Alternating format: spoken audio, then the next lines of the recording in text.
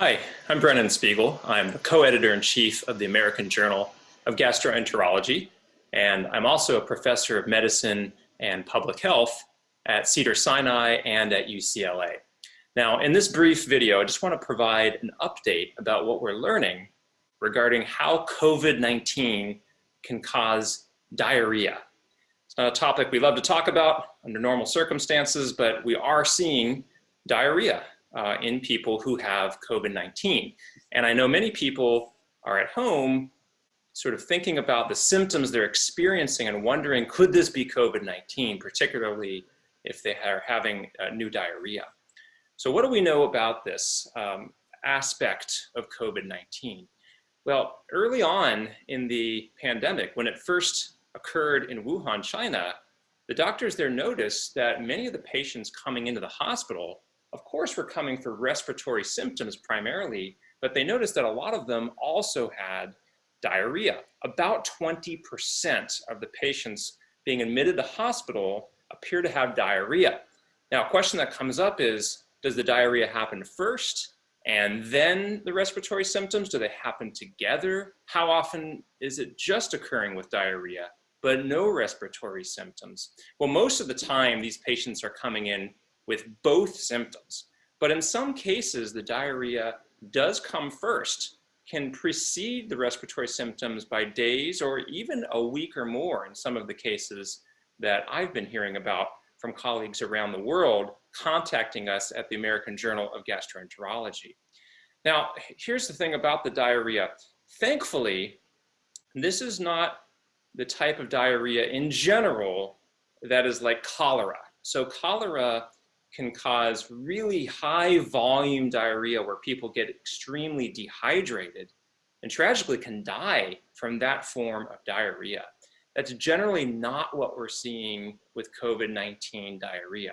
We're seeing it generally as a lower volume type of diarrhea that occurs on average about 4 times per day, and it lasts on average for about 5 days when it does happen. The range in the literature from one study I was involved with is between 1 and 14 days in duration. Can it last longer? I'm sure it can. And can it be very quick? Yes, it can be quick as well. We don't yet know how to predict when it's going to be longstanding and when it isn't going to be longstanding.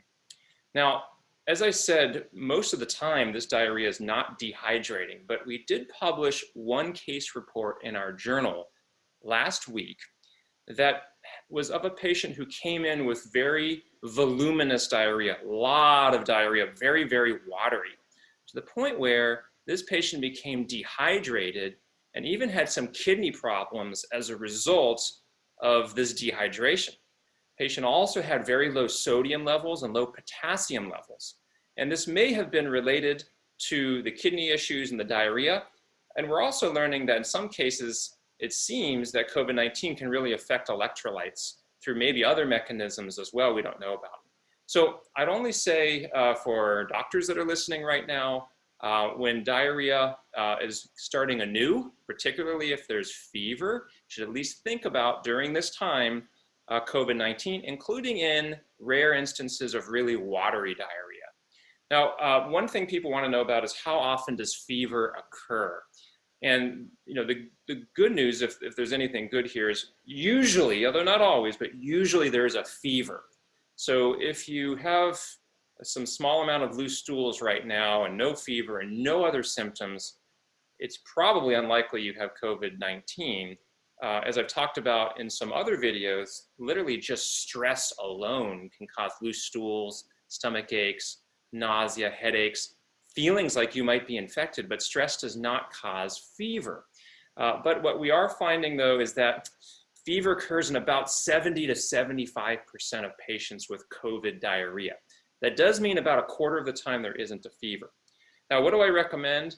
Always talk to your doctor. This video is not a substitute for medical advice. If you are having loose stools and you're wondering, particularly if you have a fever, contact your doctor.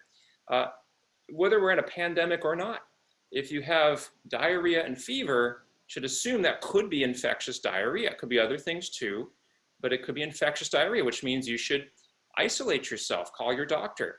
be very careful in the bathroom to make sure, especially if you're sharing a bathroom with other people, to flush the toilet with the lid down, to make sure that the seat is cleaned down, that the handle is cleaned down. And if there are other people sharing a bathroom, maybe use different rolls of toilet paper for different people. For those that are sharing the bathroom with you, if they reach for toilet paper, reach for the handle, do not touch your face until you have cleaned your hands. And this is because we are finding evidence of the virus in the stool of people who have diarrhea and COVID. What we don't yet know is whether that means the stool is truly infectious or not. And we're still learning about that. And I have another video where I talk about that. But suffice it to say, until we know for sure that it's not infectious, we should all take care to be clean in the bathroom. And I think that's good in any event, whether we're in a pandemic or not. So I hope this provides a little more information about the diarrhea of COVID-19 and what we're learning, and I'll provide more updates as I learn them. So again, this is not a substitute for medical advice. Please call your doctor if you have any questions. Hopefully this information is helpful. Hepatitis C is a major problem in the United States and really around the world. More people are dying of hepatitis C in this country than of HIV. I think many people don't hear about what hepatitis C even is and how you can get it. So hepatitis C is just a virus. It doesn't do a whole lot other than want to live in your liver and make more copies of itself. So the word hepatitis has to do with hepa, which is the liver, anything having to do with the liver, itis, which means irritated or diseased. And we know that there are different viruses that once they're in the body, their home base is the liver. The primary viruses we see in this country are hepatitis A, hepatitis B, and hepatitis C.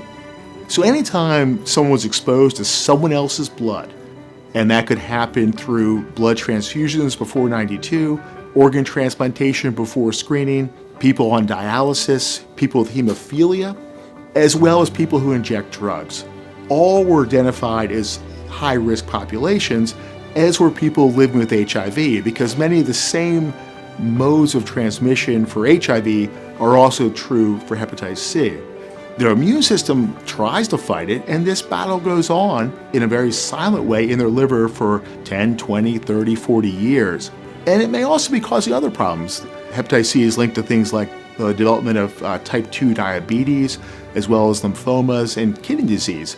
But what happens to some people is over time their livers scar, leading to cirrhosis. But it's only at that stage, when the liver can no longer function, that symptoms become obvious. When you're having all that itching, that's because your liver was acting up. I had no symptoms. It didn't affect anything that I was doing. So I didn't respond to it. And once you get cirrhosis, your liver can stop working. And the idea is if you don't know you have it, you can't get the treatment and you can't be cured. Hello, I'm Dr. Gregory T. Everson.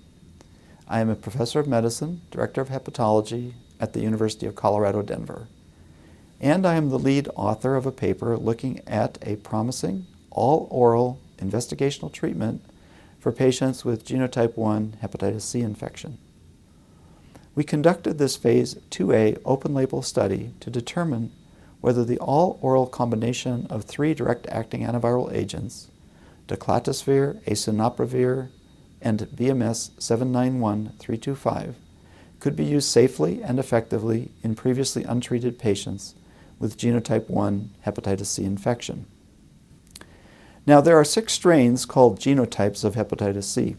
The most common in the United States, Europe, Japan, and China is genotype 1. This genotype represents 75% of the hepatitis C infections in these countries. Hepatitis C genotype 1 has been the most difficult to treat, requiring up to 1 year of interferon-based therapy. The overall effectiveness of current treatments has been limited, however, by side effects and intolerability of interferon, ribavirin, and the first-generation direct-acting antivirals telaprevir and boceprevir. Clearly, interferon-free, ribavirin-free treatments are desirable. We use a term, sustained virologic response, or SVR, to measure the success of anti-hepatitis C therapy.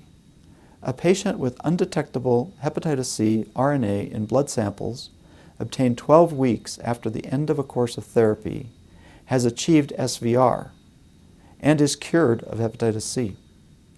Comparative rates of SVR with current FDA-approved therapies in patients with hepatitis C genotype 1 have been 40% with peg interferon ribavirin and 70% with peg interferon ribavirin plus either telaprevir or boceprevir. But again, because of the interferon ribavirin backbone and the side effects of telaprevir and boceprevir, this treatment has been hampered by side effects, adverse events, complicated treatment regimens, and long durations of treatment. In many cases, patients required 48 weeks or more of therapy. Two new drugs, cimeprevir and sofosbuvir, in combination with peg interferon and ribavirin, have just received FDA approval for treatment of hepatitis C genotype 1. These treatments are more tolerable, associated with fewer side effects, administered as a shorter course, in the case of sofosbuvir, only 12 weeks. And they promise to enhance the rates of SVR. Nonetheless, they are still administered with peg interferon ribavirin in the patients with hepatitis C genotype 1.